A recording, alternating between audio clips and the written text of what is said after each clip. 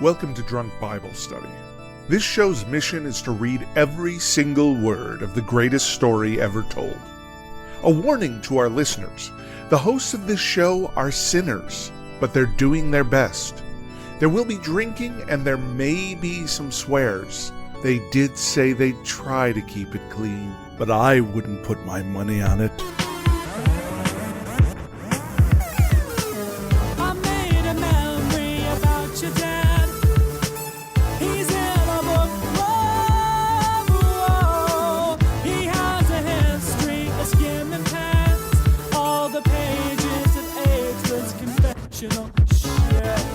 I'm Emily, and this is Drunk Bible Study, where my good friends Dedeker and Jace teach me, a born and raised atheist, all about the Bible. So, Jason, Dedeker, how are we all doing today? It's a time. It's been a week. Time to educate yourself and to learn and to donate and to make a difference in the world. Mm-hmm. Yeah. So I did want to take a moment at the beginning of this episode to tell everyone, hey, anything that you can do to support change for the better right now, even if it's just a little bit, it's still infinitely better than doing nothing. And so to try to give you some options for how you can do that, whatever your resources are, if you go to drunkbiblestudy.com/BLM, Black Lives Matter, /BLM, we have a list there that's provided by other people. It's maintained by other people who know much more than we do about where you can go to get involved, whether that's signing petitions, calling or writing to your representatives, joining in demonstrations, donating. They even have ways on there to donate without spending any money at all, ways that you can still raise money for these causes without having to spend any of your own. So really, please do go check that out, drunkbiblestudy.com/BLM. In addition, we're going to talk about this a little bit more on the break, but we're also going to be donating all of our Patreon proceeds for Drunk Bible Study this month towards Black Lives Matter supporting charities and causes. We'll talk a little bit more about that when we do our ad break in the middle of the episode.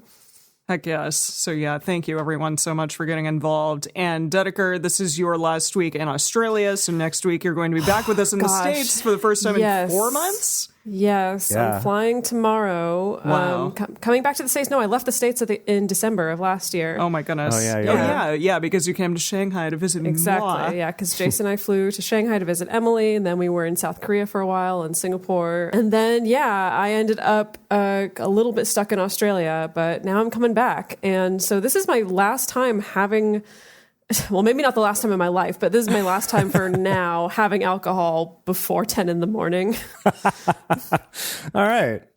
Well, on a we'll weekly see. basis. We'll see. I love it. Yeah. All right. And we finished a book last week. I know. How exciting is that? We finished Always. 1 Samuel. Oh my goodness. And now Always it is the a momentous return of occasion. Samuel. Yes, indeed. I know, I love Yeah, it. It's like 2 Samuel, the return of Samuel. Actually, no, Samuel's not He's in this dead. one. He's dead. Yeah. But David Maybe- rise to power. Yeah, it's David's rise to good- power. And maybe I feel like perhaps we are going to see Samuel in some way. I don't know. Like it's like he's Hamlet. He's like Hamlet Senior, and he's going to come as a I see. ghost. Yeah. Oh, like, out to okay, Hamlet Hamlet's Jr. dad, like the Yeah, king. Hamlet's dad. Yeah. Okay. Wait, is it Hamlet Senior? I didn't realize that he was what is Hamlet his name? Jr. He might not be Hamlet Jr. I may just be completely making that up. Oh boy! I don't think he's a junior. I think his dad is just the king or something. We'll fact check that. Yeah, I love it. Later I love on. it. Speaking of fact checking, Emily, do you remember what happened last time when we concluded 1 Samuel? Yes, it was terribly sad actually because Jonathon and his brothers died along with Saul. Saul actually killed himself. He fell on his own sword, and that was basically it. It was they suffered like a big defeat. So that's kind of where we are moving into the next book of Samuel with this huge defeat having just happened. Yeah, where they've been defeated by the Philistines, I guess. Yeah. And now there's nobody on the throne and no one in direct line to the throne that's related to Saul anyway. That's a good Except point. for our Davy boy. Well, Davy Crockett's Well, gonna get it. And he's not, right? Because he's not married to his daughter anymore. He's not married to Saul's daughter that's anymore. true. So he's actually not. Or is he? We kind of teased in a I don't bonus know. episode that that plot line's going to come back at some point. So, okay. So we'll see. We will see what happens. Fascinating. Yeah. Yeah. Wow. Anything else we need to talk about? What are we drinking? What are we drinking? Yeah. Yeah. I'm having a gin gimlet that I created. It has, it's You very invented. nice. You invented it. Well, I made that's very I pretty. made. Well, thank you. I made my own simple syrup with rosemary. Wow. I really recommend it. Wow, That's amazing. That sounds great. It's been 3 months of like creation in the kitchen for me. It's been a good time. So Nice. yeah, That's awesome. What about great. the two of you? I'm just drinking an Elysian Brewing Space Dust IPA. Yeah, It's, that's a good one. One of my go-to super intense IPAs. Love it. I'm also having gin today. I'm just having a little gin and tonic Nice. with some fresh mint from the balcony. This gin is probably the best gin I've ever had. It's Kinobi. It's from the Kyoto distillery. It's a Japanese gin. And Wow. yeah, it has like notes of sansho pepper and yuzu and also some green tea and stuff like that. It's quite nice. Yeah, Sounds for wonderful. anyone who doesn't know this about Dedeker, she goes freaking nuts for yuzu flavored things and for yuzu itself. I mean, I use Hanyu, so yes, Anything flavored like yuzu hanyu. Love it. love it. Yes, beautiful. All right. Well, with that, Yeah, we're getting I into guess we can just get into Second it. Samuel. Yeah, 1 through 3. So the first 3 chapters of Second Samuel today. Right. So for anyone who wants to read along with us, you can go to drunkbiblestudy.com/read and type in our verses, which is 2 Samuel 1 through 3. As we get started, we want to remind everybody to read responsibly and drink responsibly. You can drink along with us or you can listen to us while you're in the car. But please do not do both at the same time. And with that, we are going on to 2 Samuel chapter 1.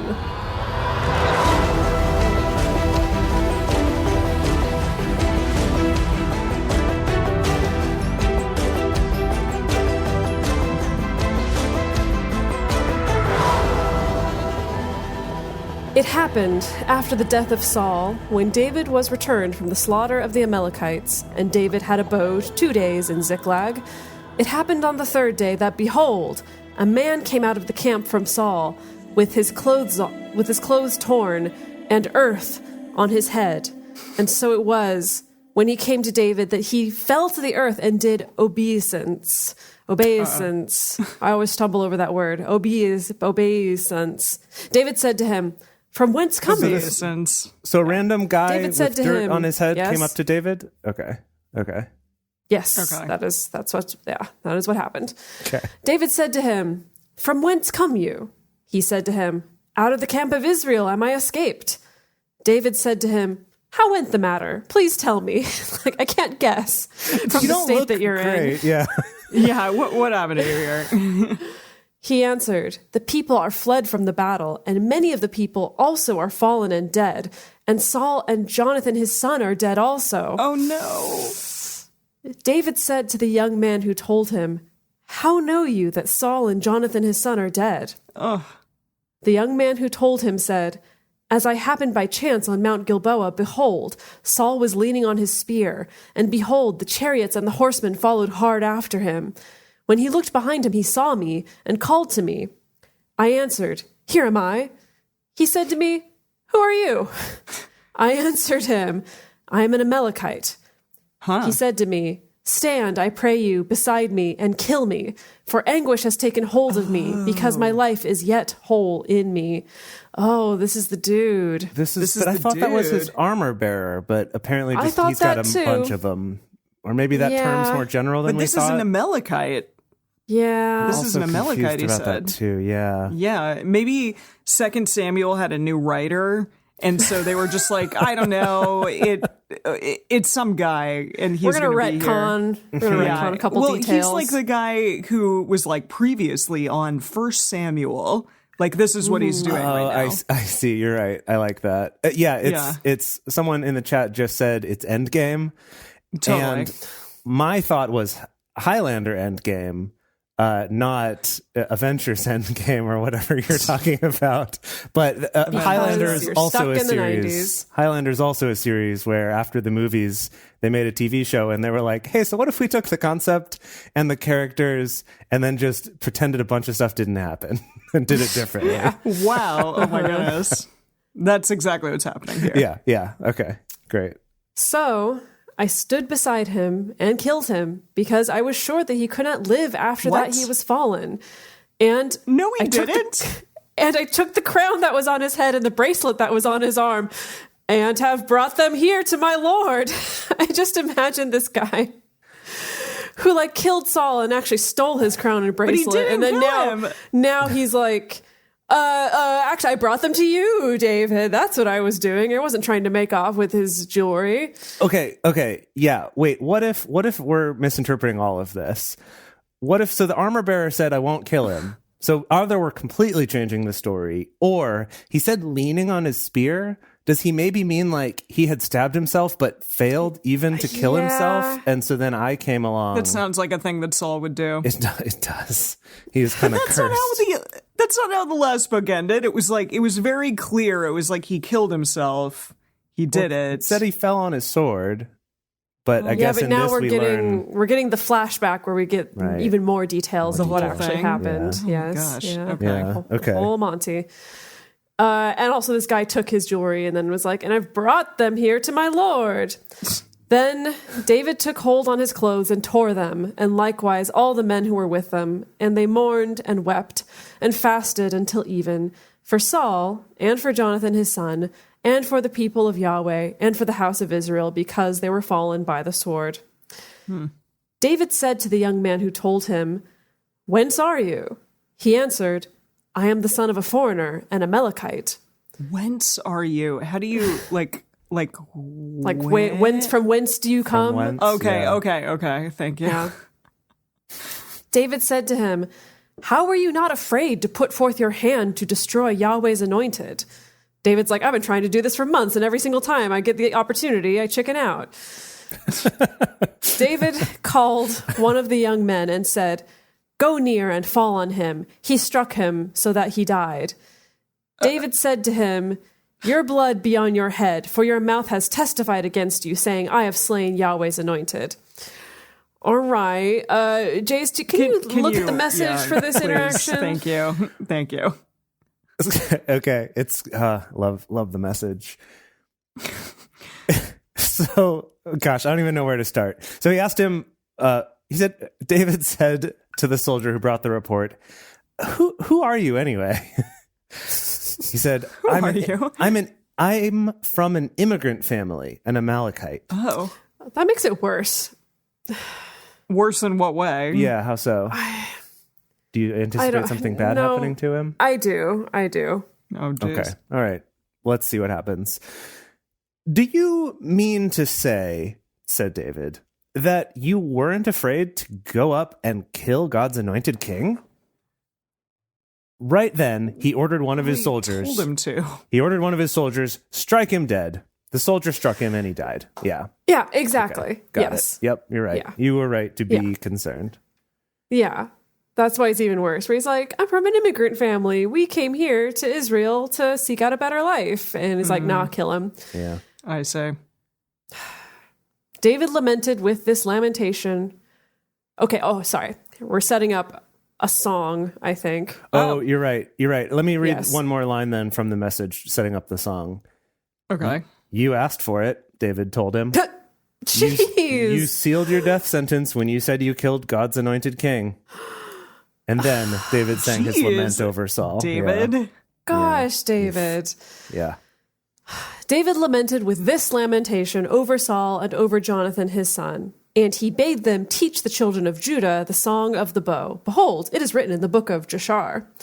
We don't have that book in this particular book, but if you find the book of Jashar, you can read it there. Cool. Okay, so this is the lament of David. Your glory, Israel, is slain on your high places. How are the mighty fallen? Don't tell it in Gath. Don't publish it in the streets of Ashkelon. Lest the daughters of the Philistines rejoice, lest the daughters of the uncircumcised triumph. You mountains of Gilboa, let there be no dew nor rain on you, neither fields of offerings. For there the shield of the mighty was vilely cast away, the shield of Saul, not anointed with oil. From the blood of the slain, from the fat of the mighty, the bow of Jonathon didn't turn back, the sword of Saul didn't return empty. Saul and Jonathon were lovely and pleasant in their lives. Were they? Well, I don't know if I Jonathan agree with was. I don't know about Saul, but okay. Okay. In their death, they were not divided. They were swifter than eagles. They were stronger than lions. You daughters of Israel, weep over Saul, who clothed you in scarlet, delicately, who put ornaments of gold on your clothing. How are the mighty fallen in the midst of battle? Jonathon is slain on your high places. I am distressed for you, my brother Jonathon. Very pleasant have you been to me. Oh. Your love to me was wonderful, passing the love of women. How are the mighty fallen? The weapons of war perished. That's the end of the song and the end of the chapter. So they basically said it right there that these two men.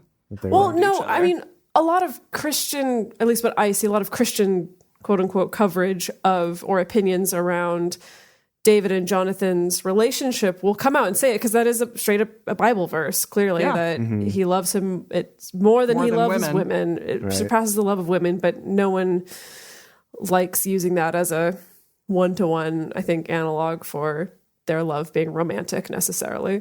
Right. Yeah. Okay. But no, I think it is pretty clear, and it supports our story 100%, and that's what's going in our movie. I did want to share with you just a little bit of the Messages version of this song because it made me think it would make a good like the Music Man style musical number. Do you know what I'm talking about? Like the Trouble with capital T and that rhymes with P and that stands for pool. That song from the Music Man, like a sort of a patter song. Sure. So here's like the beginning of the song from The Message, and it feels like that. I'm going to try to do it for you here. Go, oh, gazelles of Israel, struck down on your hills the mighty warriors, fallen, fallen. Don't announce it in the city of Gath. Don't post the news in the streets of Ashkelon. Don't give those coarse Philistine girls one more excuse for a drunken party. No more dew or rain for you, hills of Gilboa, and not a drop from the springs and the wells, for those warriors' shields were dragged through the mud. Saul's shield left there to rot.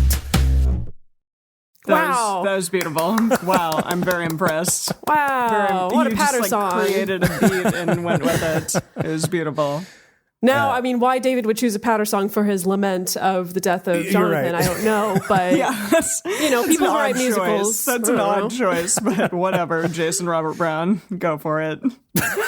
We'll hire Jason Robert Brown to write that patter song for us. Yeah, actually, it should probably be like Sondheim or something, but here we are. Wow. We'll have lots of composers involved in the movie. It's all right. Definitely. Okay.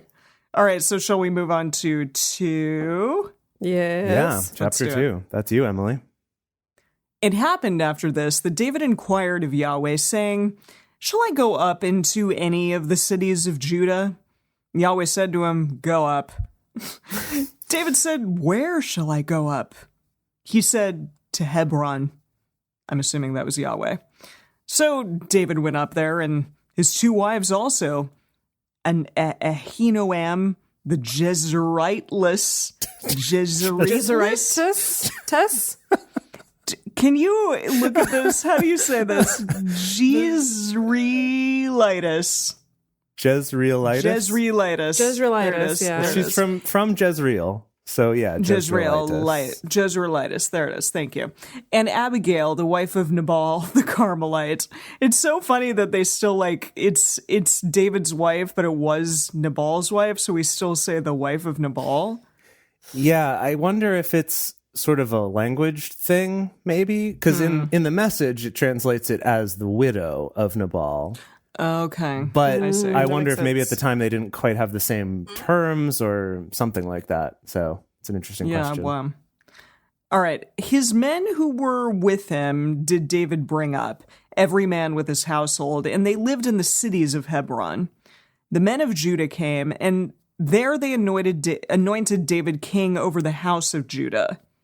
They told David, saying, "The men of Jabesh Gilead were those who buried Saul."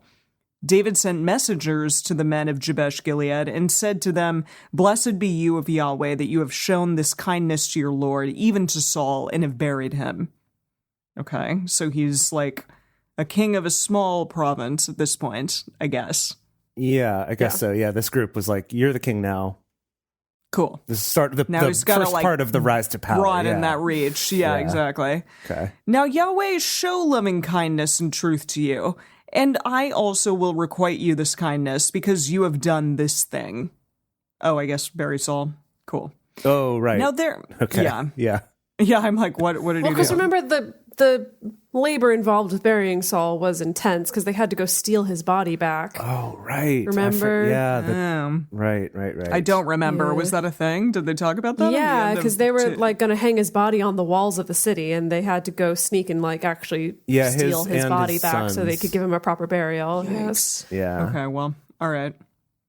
Now therefore let your hands be strong, and be you valiant, for Saul your lord is dead, and also the house of Judah have anointed me king over them. Now Abner, the son of Ner, little Abner, captain of Saul's host, has taken Ishbosheth, the son of Saul, and brought him over. Ishbosheth is the son of Saul. Ishbosheth, I'm looking at. Yeah. Ishbosheth, yeah. All right. Okay. So Jonathon and Ishbosheth, you know, yeah, the son of Saul, and brought him over to Mahanaim. And he made him a king over Gilead and over the Asherites and over Jezreel and over Ephraim and over Benjamin and over all Israel. Okay. So he does have a son that can be in line for the throne. Wow. Yeah. Yikes. Okay. Oh, so this is like the political intrigue section where it's like these people have picked this son to be the king, and we pick you, Pikachu. Yeah. Okay. Mm-hmm. Yeah. Wow. Okay. So Ishbosheth, Saul's son, was 40 years old when he began to reign over Israel, and he reigned 2 years. Just two. Well, there's all the tension gone. Just 2 years. Yeah, exactly. It was like, only 2 years. But the house of Judah, followed David. This time, the time that David was king in Hebron over the house of Judah was 7 years and 6 months. Abner, the son of Ner, and the servants of Ishbosheth, the son of Saul, went out from Mahanaim to Gibeon. Wait, if David was the king for 7 years and 6 months, but Saul's son was only king for 2 years, what happened in those other years? Well, so it says David ruled, in the message says David ruled the people of Judah from Hebron for 7.5 years. So I think it's more that like that's where his base of operations was for 7.5 years. But yeah, you're right. What happened after the other guy died? Did he then rule over them too, or was there another king? Yeah, I don't know. Maybe we'll find out. Okay. So we're on 13. Joab, the son of Zeruiah, and the servants of David went out and met them by the pool of Gibeon, and they sat down. Met him out by the pool. Like, yeah, hey I guys, guess. we're kind of kicking back. Come join us at the pool. This is funny. The one on the one side of the pool and the other on the other side of the pool. Okay, so we're hanging out by the pool, but it's still a little bit of a Jets and Sharks kind of dynamic going on here. I guess, yeah. It's like they're social distancing across the pool. Like the pool is at least 6 feet apart. Maybe that's why they met at the pool, so that no one can just like, jump over and stab you because there's a pool in between you. Sense. There's a pool in between. It would be. Did you two ever watch the movie Romeo Must Die?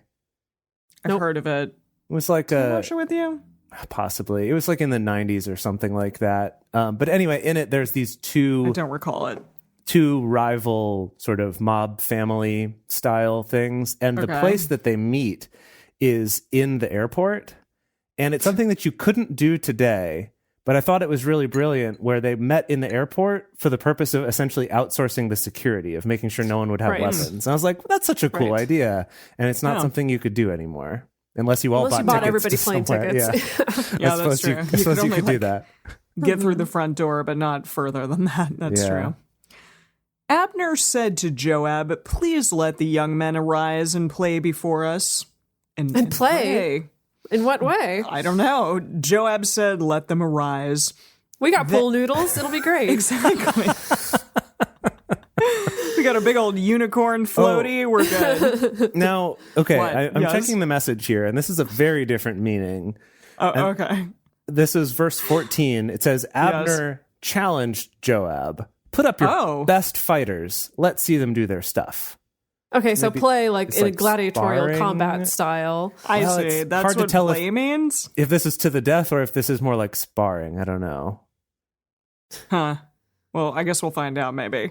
Okay. So, okay, let them arise. Then they arose and went over by number, 12 for Benjamin, and for Ishbosheth, the son of Saul, and 12 for the servants of David. Okay, so 12, 12, and 12. Okay, so a is that little what 12 they're on saying? 12 match, PvP. Okay, 12 and 12. Yeah. Okay.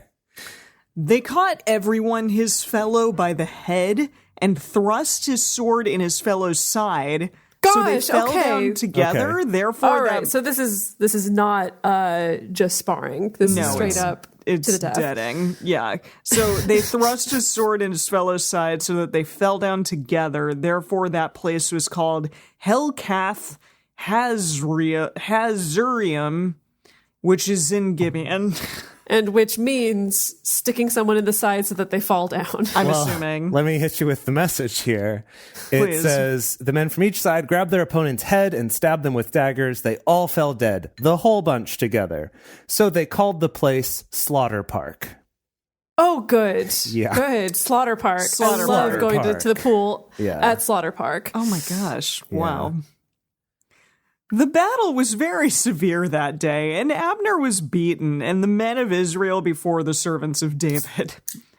The three sons of Zeruiah were there, Joab and Abishai and Ashael, and Ashael was as light of foot as a wild gazelle.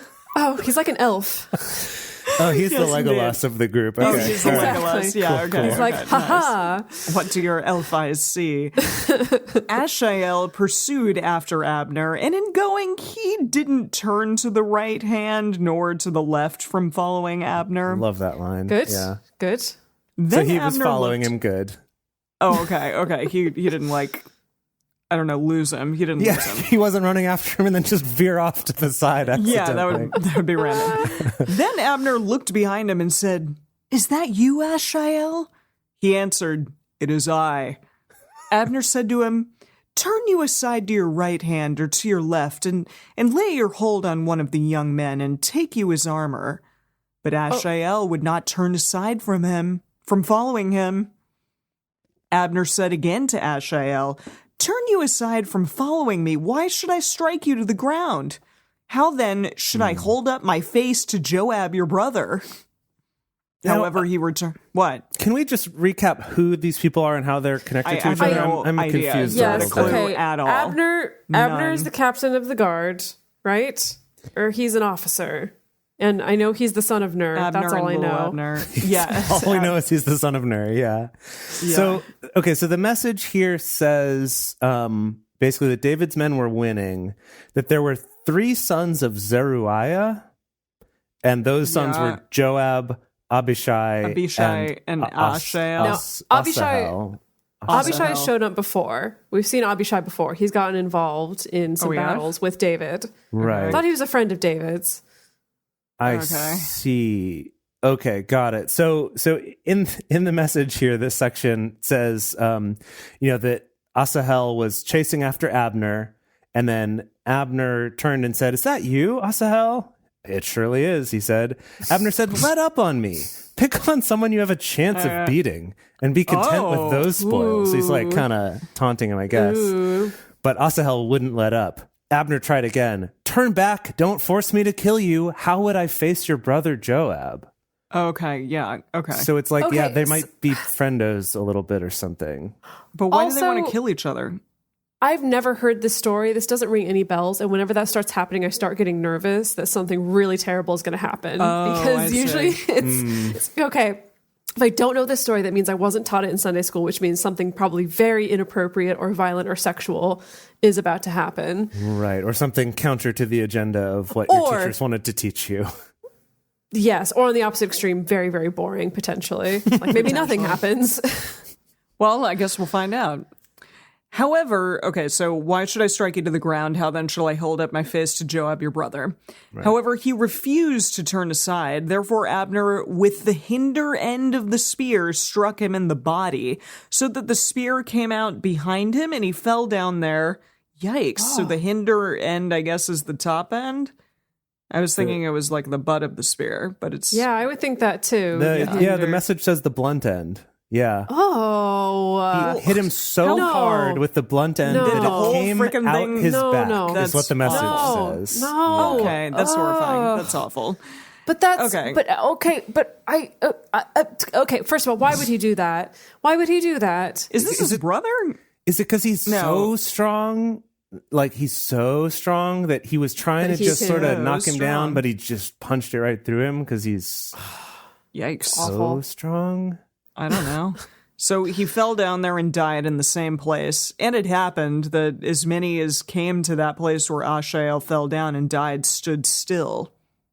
So everyone kind of like froze and was like, holy shit. Okay, I also got confused. It was Abner who whirled around and... Yeah, killed Ashael. Killed the guy who was chasing him. Yeah. Right.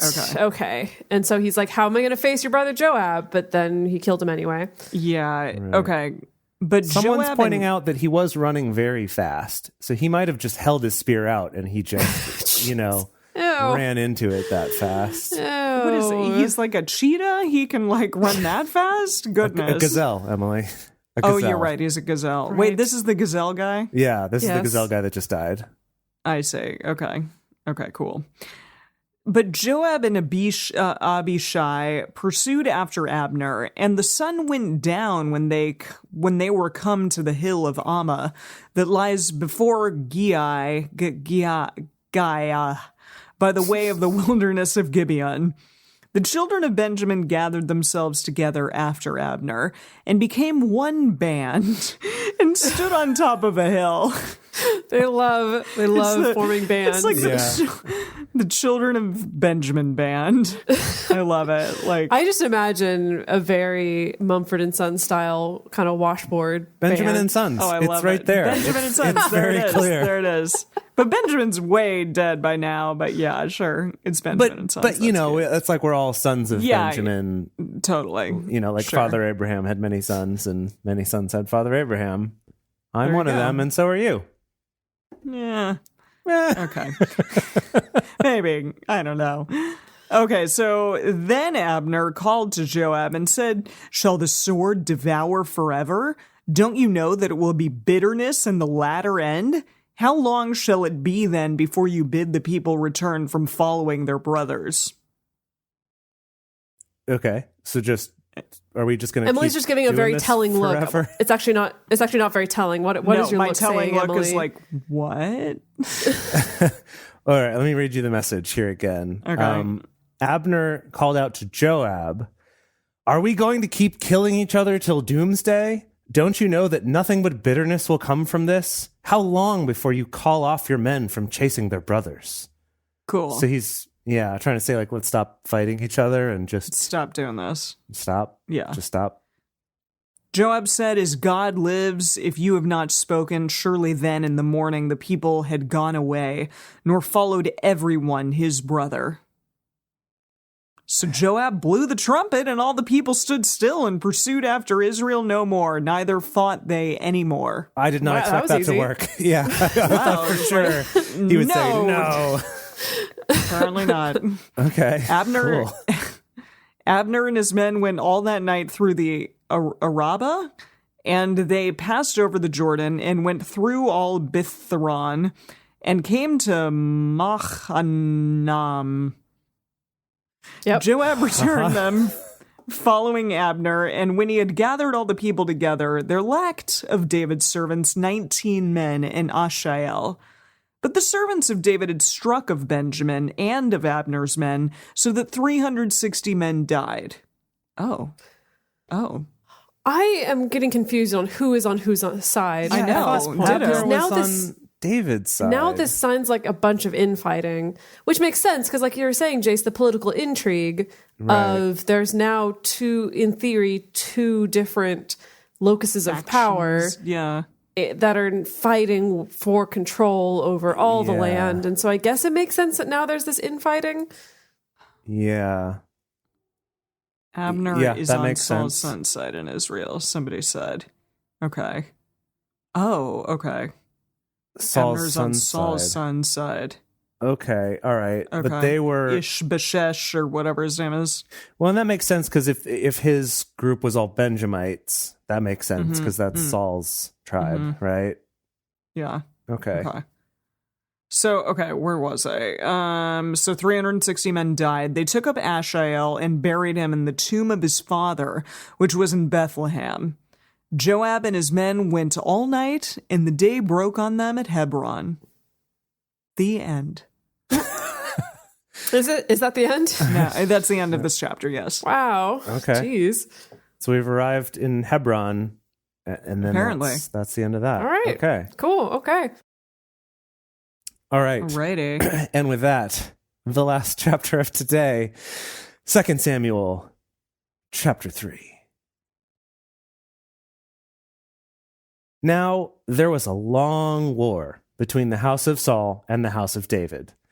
And David It's been going on. And David grew stronger and stronger, but the house of Saul grew weaker and weaker. To David were sons born in Hebron, and his firstborn was Amnon. Aw, like Amway. Like Amway, yeah. Oh, Cute David little and Amway. Ken. Cool. Ammon. Yep. Amnon. So his firstborn was Amnon of Ahinoam, the Jezreelitess, and his second, Chileab. Wait, hang on. Did you say Chileab? Chileab. Like, Yep. chill out? Like Chileab? Chileab. The most chill baby? The most chill baby, In Chileab. Israel? He's like, this baby seems He chill. was born with like sunglasses on. Yeah, he totally was. So Chileab was the son of Abigail, the wife of Nabal, the Carmelite. And the third, Absalom, the son of Maacah, the daughter of Talmai, king of Jeshur. Apparently he got a new wife that we didn't hear about. Yeah, we never heard of her. Wait, what? Yeah. Yeah, So it sounds like there was another political alliance made there if she's also a princess. yeah, or someone he killed and took his daughter as his wife. That too. Also possible. Whoa. And the fourth,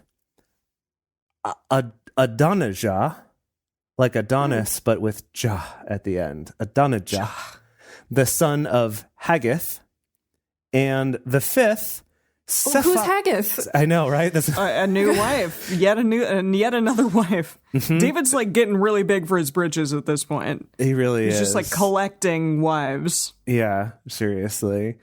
Then that was the third. Wait, so I've totally lost my place. No, that was the here. fourth. That was the fourth. All right, the fourth was Adonijah. Okay, first was Amway, then it was Chill Baby, then it was Absalom, who for some reason I've heard of, which implies that maybe he's going to become important, but Okay. doesn't seem important right now because he's just a baby. And then the fourth one was who? The daughter of, or the son of Haggis? What? Adonijah. I imagine Adonijah, he's right, very Adonis attractive. jaw, He's an yes. Adonis. Adonijah. Yes, he's got that real Chad jawline. Yeah. Are these all sons? The son, Is it yeah. just a ton of sons? I mean, who else would we care about, Emily? Oh, okay. So we wouldn't even talk about the daughters. There might have been some daughters here too, but we're not talking about them. Who Yeah. cares? Yeah. Adonijah, the son of Haggith, and the fifth was Sephatiah, the son of Abital, another wife, apparently. And then the sixth, Ithream of Eglah, David's wife. Oh, good. Thank you for clarifying. Unless they're trying to clarify that some of these women were concubines as opposed that's to possible. formal wives of David. Right. Oh, Yeah, Okay. he just picked up a lot of extra ladies in the meantime. Yeah, he really did. he did. Okay, so these were born to David in Hebron. It happened while there was war between the house of Saul and the house of David that Abner made himself strong in the house of Saul. Uh-oh. Now, Saul had a concubine whose name was Rizpah, the daughter of Aiah, and Ishbosheth said to Abner, "Why have you gone into my father's concubine?" Ooh. Wait. Ooh, so wait, okay, what? so Okay, Abner yeah. was Awkward. stooping this concubine that used to belong to Saul. Yeah, so Saul had a concubine whose name was Rizpah, who was the daughter of Aiah. But then, so Ishbosheth, who's the king of Saul's forces, Was said like to Abner, who's like his general, I guess. Abner, why you doing this lady, Rizpah? Yeah. Okay. We also, I do think that we're at this point where we need to cast Abner. He's become enough of a significant character. Oh boy. I do picture a slightly older gentleman. Well, so someone else earlier made a John Wick reference, so I was wondering if Keanu Reeves would maybe As be Abner? As Abner.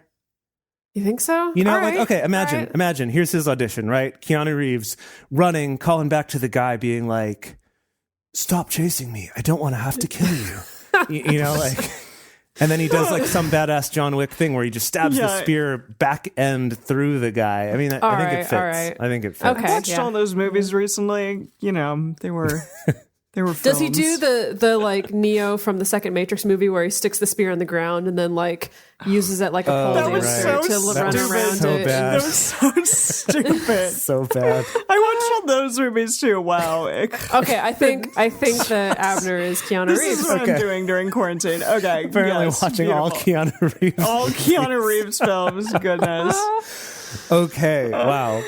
Okay. Yes. All right. Then Abner was very angry for the words of Ishbosheth and said, am I a dog's head that belongs to Judah?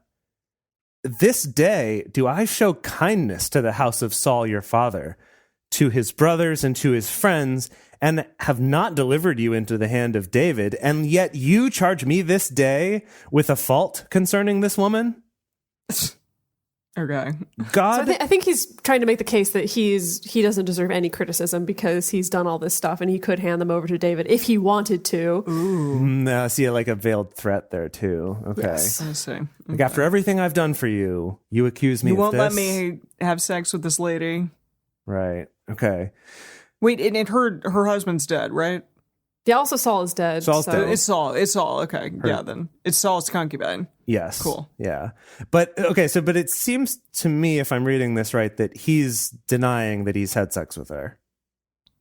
He's Really? not saying like, how dare you say I can't, but he's saying, why do you accuse me of this? And yet you charge But me this didn't day with a fault. Okay, so maybe he's saying, no, I'm fine to. But didn't it in confusing. the text it straight up say that he was doing that? What did it No, it actually just say? said that When it was- Abner. No, just that Ishbosheth said that he was. Okay, Oh. gotcha. It hasn't established whether he actually did or not here. Gotcha. I'm just going to try to see in the message here real quick if there's anything. Yeah, he just confronts him and says, you've been sleeping with her. I'm mad at you. Oh, no. Okay. In the message version, at least, Abner says, I personally saved you from certain capture by David, and you make an issue out of my going to bed with a woman? Yeah, he did it. Okay. Yeah. All right. Yeah. Okay. God, do so to Abner and more also, if, as Yahweh has sworn to David, I don't do even so to him. Well, I'm lost. What?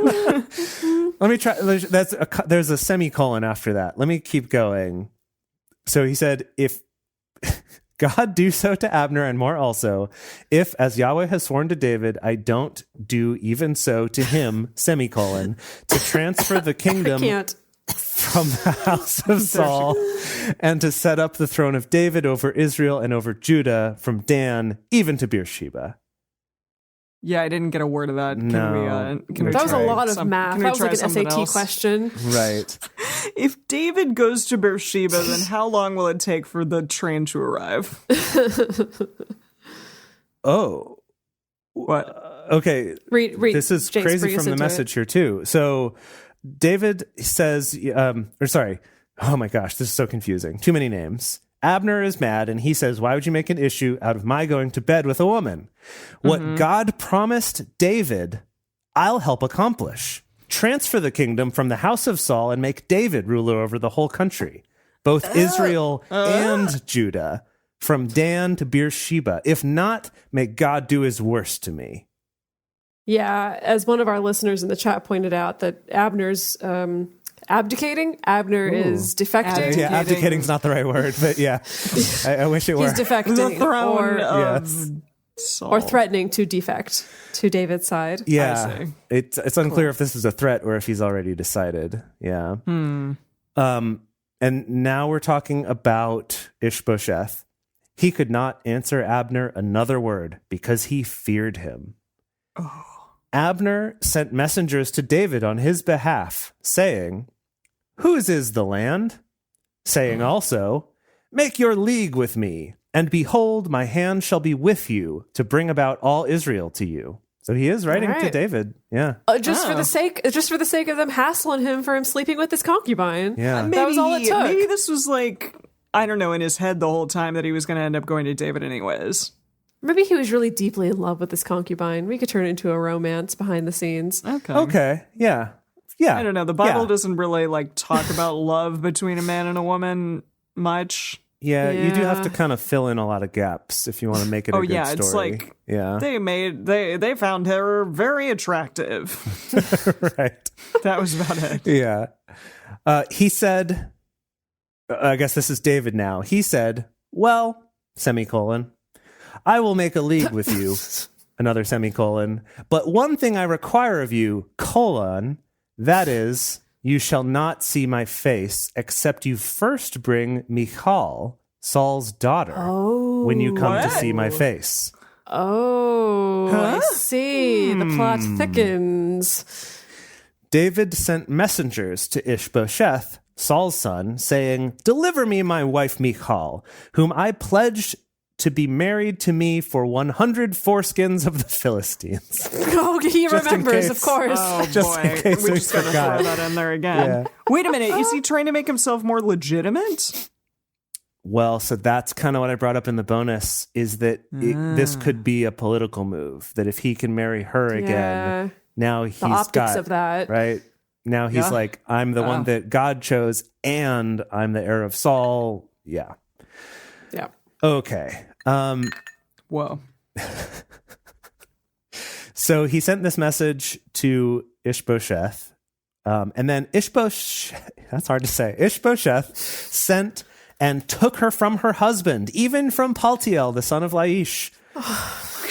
Is nothing sacred? Her husband went with her, weeping as he went, and followed her to Bahurim. Oh, geez. Oh, gosh. Really Okay. liked This is her. just really, this is It's really like, turned no, up she's the tension on David's this. now again. But Michal was in love with David. We did establish that she did fall in love with him, and she was violently taken away from David by her own father and given to this guy. Basically, this just sucks for the lady. It sucks. Well, it sucks for everybody. We don't. I mean, maybe she fell in love with this new guy. Also, we don't know. But She wasn't crying; he was crying. So That's true. I don't know. That's true. Yeah. Okay. All right, fine. Then, so he cried, followed her all the way to Bahurim. Then Abner said to him, "Go, return," and he returned. So he's just like, we Get can't- out of here. This looks bad. We can't have you doing this. jeez. Abner had communication with the elders of Israel, saying, "In times past, you sought for David to be king over you. Now then, do it. For Yahweh has spoken of David, saying, by the hand of my servant David, I will save my people Israel out of the hand of the Philistines and out of the hand of all their enemies." Abner also spoke in the ears of Benjamin, assuming the whole tribe, and Abner went also to speak in the ears of David in Hebron, all that seemed good to Israel and to the whole house of Benjamin. Okay, so he's sort of being the go-between here. Okay. So Abner came to David to Hebron, and 20 men with him. David made Abner and the men who were with him a feast. Abner said to David, "I will arise and go, and will gather all Israel to my lord the king, that they may make a covenant with you, and that you may reign over all that your soul desires." David sent Abner away, and he went in peace. Wait, what happened to the other king? Ishbosheth is still alive at this time. Okay. Yeah, we kind of got like a It was like they love 2 doing years that. and then 7.5, and then now we're back in the midst of the 2 years. Yeah, maybe if we imagine it like Joseph in the Amazing Technicolor Dreamcoat, where this is where the narrator would go, and he ruled for 10 years, Wow. or 2 years, and in like a much higher, screechier voice, right? And then she's like, let's have a look, kids, and then it's and then it goes back to like seeing it happen. Jace, you were really on the musical train today. You really want to turn this into a musical episode. No, I it's do, good. It's yeah. good. It's good. Love it. Then Joab came to the king and said, what have you done? This king is David now, right? Oh, is it? Joab's on David's Wait, what did side? he do? Yes, Joab is on David's side, Yeah, yes. Okay. Then Joab came to the king and said, what have you done? Behold, Abner came to you. Why is it that you have sent him away, and he is quite gone? As opposed to only a little gone? Yeah. He's very gone. You know Abner, the son of Ner, that he came to deceive you, and to know you're going out and you're coming in, and to know all that you do. When Joab was come out from David, he sent messengers after Abner, and they brought him back from the wall of Sirah, but David didn't know it. When Abner was returned to Hebron, Joab took him aside into the midst of the gate to speak with him quietly, and struck him there in the body so that he died. What? Wait. What? Yeah. Say that again. So, Wait, somebody yeah. killed Abner? Joab killed Abner? Okay, let me read it again. Now that we know what's going to happen. So, right, Abner has left, right? David sent him away and didn't attack him. And then Joab's like, dude, what have you done? He's clearly trying to betray us and find out what we're doing, right? But I don't think that was the case.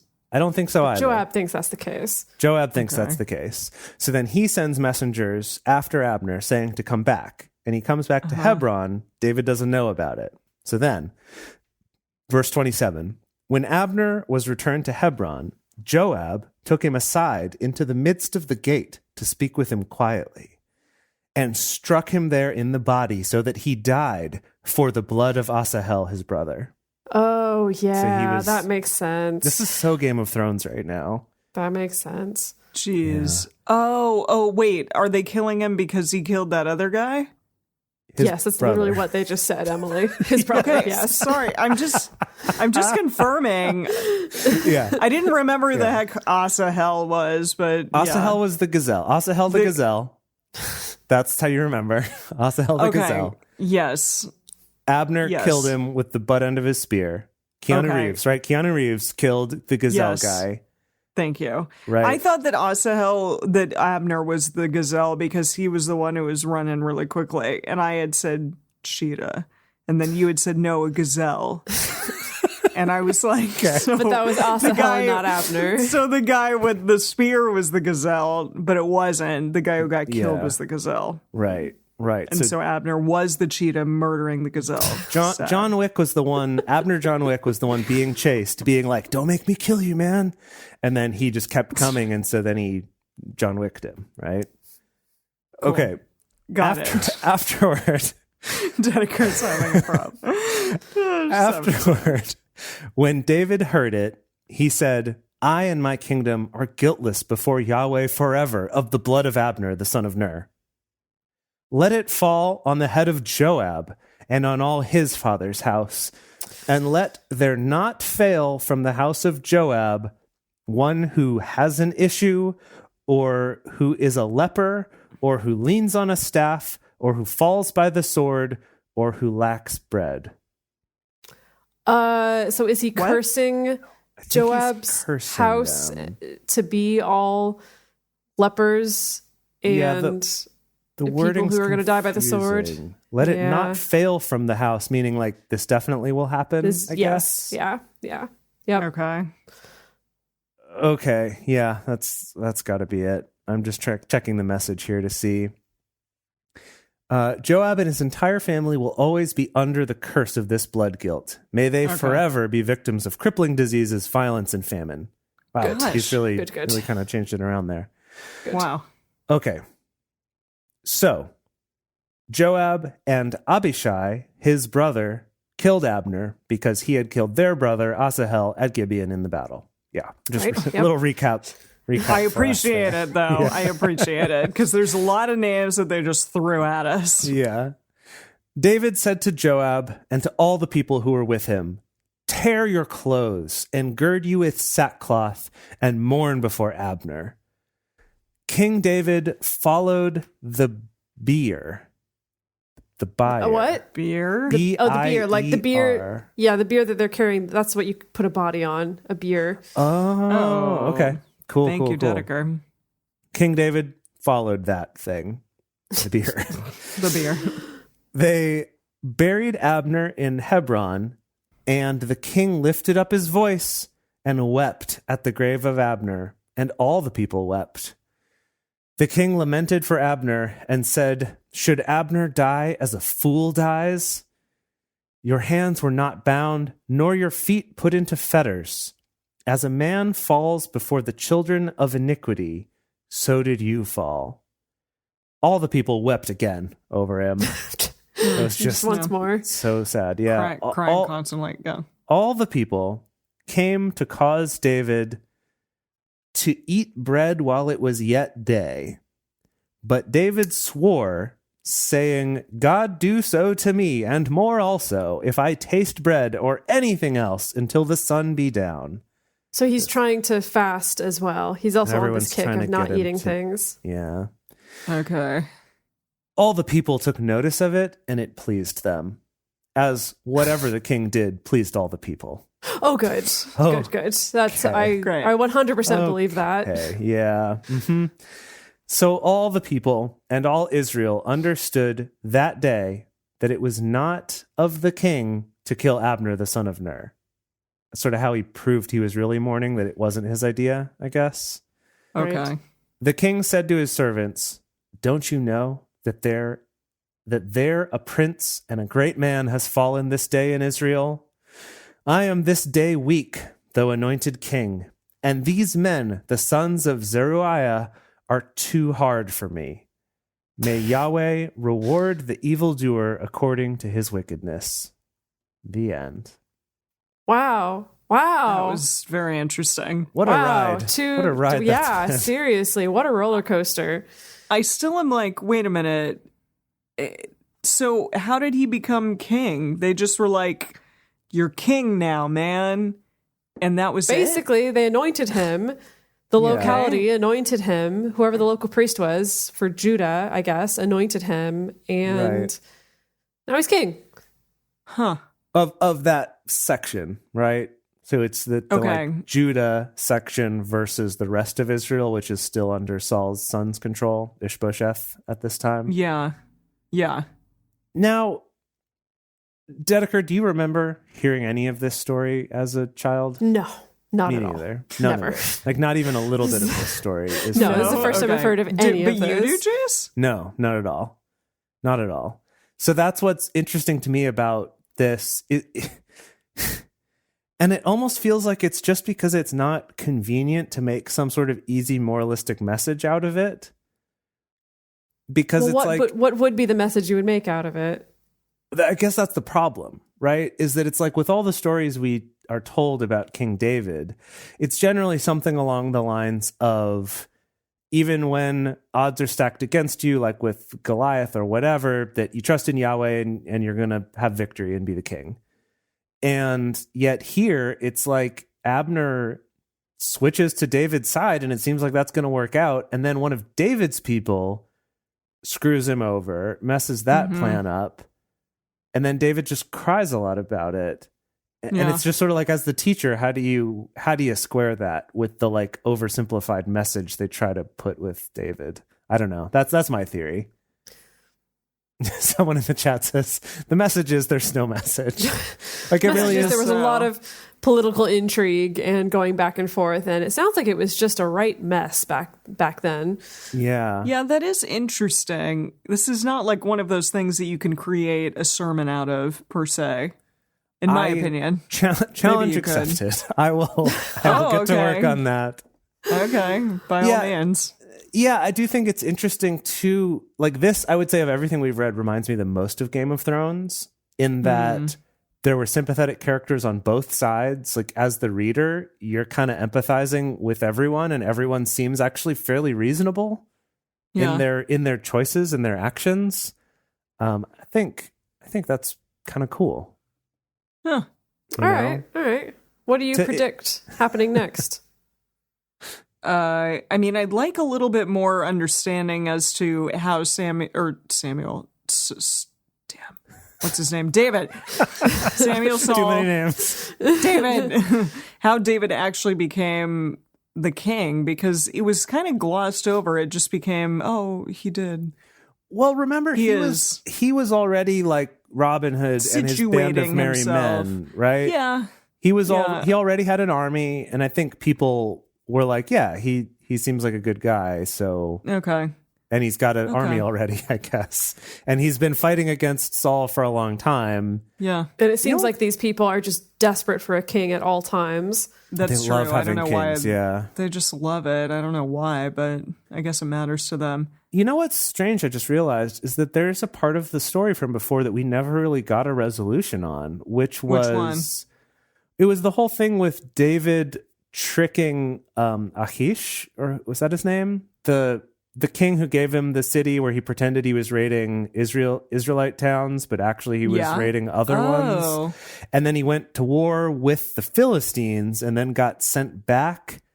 And then it just sort of like, he came back and his city was burned down. And, right, and he took back his wives. And then we just kind of cut to the Philistines killing Saul or wiping out the Israelites and killing Jonathon and stuff like that. Right. Like there was never a moment of him finally like, aha, now I've turned on you. I was always on the Israelite side. Like that never paid off. No. Huh. Well, maybe that'll come up like, later. I have to go to Saul and Jonathan's side now. Well, no, he just learned in this that happened. So I don't know. No idea. Yeah, unless maybe the Philistines, they've taken all these towns and they don't even know about all this other battling going on. They're just enjoying their new towns. And then there's going to be a big surprise later when David shows up and they're like, you? But what?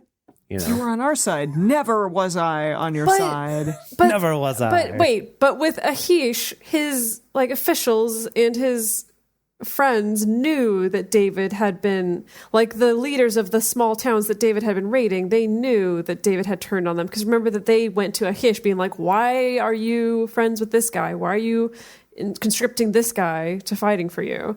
Is that right? I thought that was different. That was different princes of the Philistines who were like, we don't trust this guy because he's an Israelite. Yes, but they said that to Achish. Yeah. But they weren't the ones who had been raided. They were just like, we don't trust him because he's an Israelite. And Achish was like, no, he's been great. He's been raiding all these towns of Judah. Okay. And now he's working with Judah again. I've had too much gin to piece this together right now. I'll be totally honest. Fine. It's a lot. But I'm very interested to see what happens next week. It'll probably be more interesting things that we can't find any meaning out of, like any tangible okay, this is the lesson, this is the moral of this story. Maybe we will. We'll have to find out. Okay, kids, that was good. That was good times. So again, please go to patreon.com/drunk Bible study to help support the show. Like we said at the top of the show, we're going to be donating all of our Patreon proceeds from this month towards Black Lives Matter supporting charities and causes. Thank you again, all of you, for joining us for Drunk Bible Study today. Thank you for those of us that joined us for the live show. If you are listening to the recorded version and you're interested in joining us for a live show one week, go to drunkbiblestudy.com/live to get more information about about that. If you want even more Drunk Bible Study, including ad-free episodes, early releases, personal toasts on the show, and more, become one of our patrons at patreon.com/drunkbiblestudy. If you enjoy the show, take a moment to subscribe and then write us a nice review on iTunes or Stitcher, letting other people know what you like about it. You can also join fellow listeners in the Drunk Bible Study Fans and Fellowship Facebook group. Find us on Twitter at Drunk Biblecast, on Instagram at Drunk Bible Study, or send us an email to info@drunkbiblestudy.com. Drunk Bible Study is created and produced by Jace Lindgren, Emily Matlack, and me, Dedeker Winston. Our theme song is Book Club by Josh and Anand from their album Home of the. For more information, visit us at drunkbiblestudy.com. I made a memory about your dad. He's in a book club. Whoa. He's got a history of skimming past all the pages of ageless confessional.